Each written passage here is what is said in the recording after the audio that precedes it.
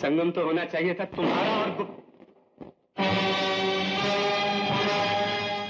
एक पुराना ट्रक खुलता है, धूल ऊपर उड़ती है, अंदर कुछ कपड़े, कुछ तस्वीरें और एक चिट्ठी।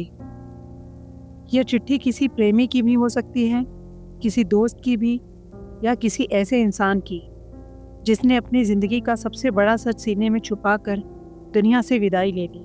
और सबसे दिलचस्प बात, यह चिट्ठी उस इंसान के लिए थी जिसे कभी पढ़नी ही नहीं चाहिए थी।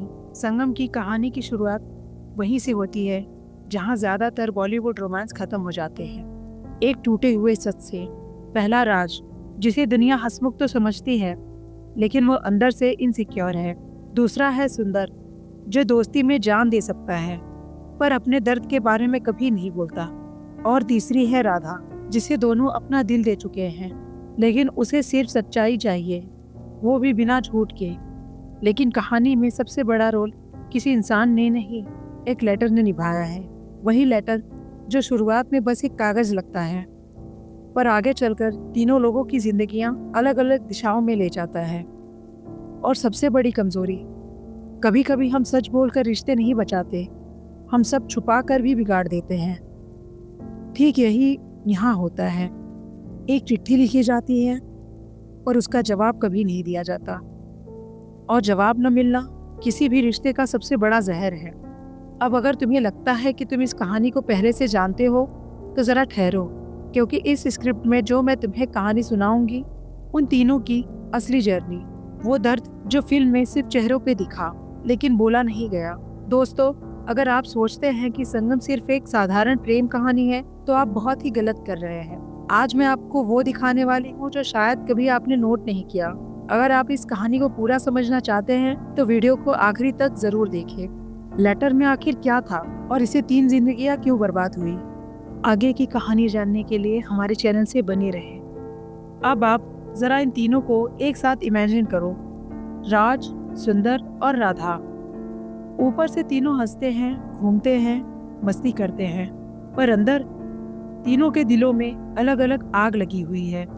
लेकिन सबसे खतरनाक आग किसे लगी है?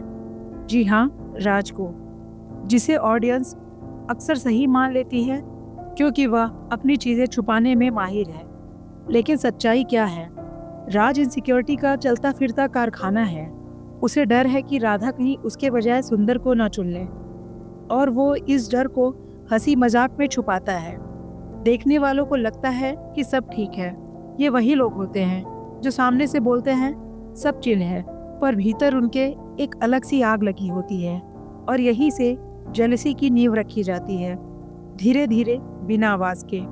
सुंदर दूसरी तरफ वह इंसान है जो प्यार करता भी है तो चुपचाप। वह राधा के लिए भूखा नहीं है, वह उसको मजबूर नहीं करता।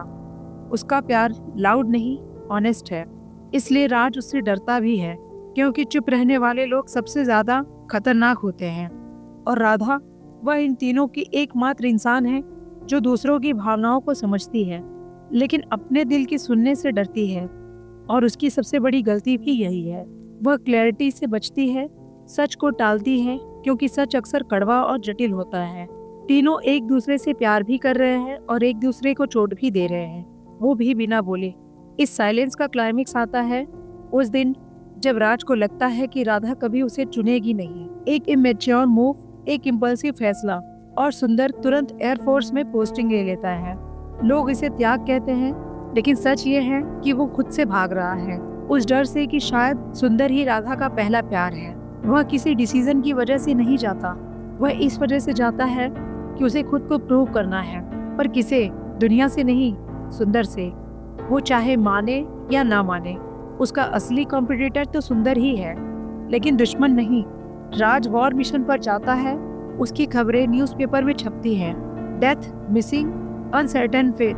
अचानक उसकी एब्सेंस तीनों के बीच की हवा को और भारी बना देती है। अब सुंदर और राधा अकेले रह जाते हैं। यह वह हिस्सा है जहां ऑडियंस अक्सर जजमेंटल हो जाती है।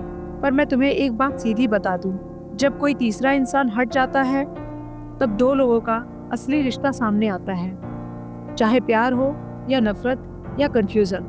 सच यही है कि राधा इमोशनली टूट रही थी, वह गिल्ट, अकेलेपन के बीच फंसी थी, और सुंदर वह वही करता जो हमेशा से करते आया, राधा की मदद, वो भी चुपचाप। और इसी दौरान एक चिट्ठी लिखता है, वही चिट्ठी जिसका नाम लेते ही राज की दुनिया हिल जाती है, वही चिट्ठी जो पूरी फिल्म का केंद्र बन जाती है। सुंदर अपनी दिल की सारी बातें लिख देता है, बिल्कुल सच्चाई, ईमानदारी के साथ। एक बार भी वह ये नहीं सोचता कि राधा उसे एक्सेप्ट कर लेगी। बस अपना दिल हल्का करने के लिए वो अपनी दिल की बातें एक कोरे कागज पर लिख देता है। यही सच्चाई आगे चलकर राज को अंदर से इनसिक्योर कर देती है। कुछ ही समय बाद ब्रेकिंग न्यूज आती है, राज जिंदा है।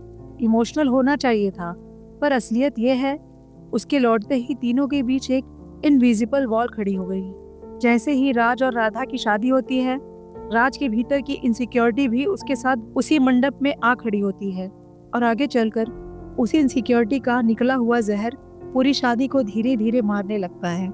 अब यहाँ से असली खेल शुरू होना था, क्योंकि राज सिर्फ पति नहीं बना था, वह इन्वेस्टिगेटर भी बन चुका था। वह उस चिट्ठी की तलाश में था जो उसे तोड़ देगी, और शायद राधा सुंदर का सच भी खोल देगी।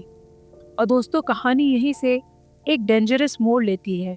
वो चिट्ठी जिसे राज को कभी देखना ही नहीं चाहिए था, वही अब उसकी शादी की नींव हिला देने वाली थी। लेकिन उस चिट्ठी में लिखा क्या था, किसने उसको भेजा था, और सबसे बड़ा सवाल, अगर राज सब जान ले तो क्या सह पाएगा? अगर आपको ये कहानी पसंद आ रही है, वीडियो को लाइक करके, चैनल को सब्सक्राइब करके बेल आइकन जरूर दबाएं, ताकि अगला पार्ट आपसे मिस ना हो।